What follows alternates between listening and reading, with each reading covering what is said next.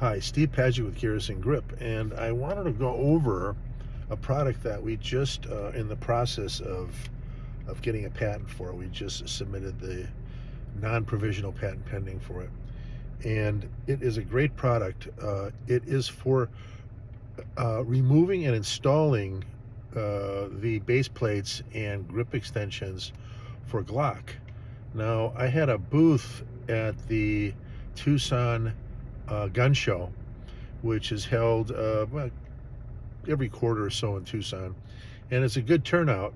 And we had a lot of people that were armorers for GLOCK, and these guys just went nuts over this product. Out of anybody that came to my table, and we sold out basically, it was the armorers, because they can tell the benefit of a product like that. So what I'm going to do is I'm going to attach a video to this presentation so that you can see what I'm talking about, and maybe you know somebody who would be interested in picking this up.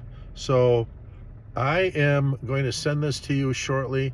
I just have to get the two videos put together, this one and the one where it actually demonstrates the product. Thanks for listening.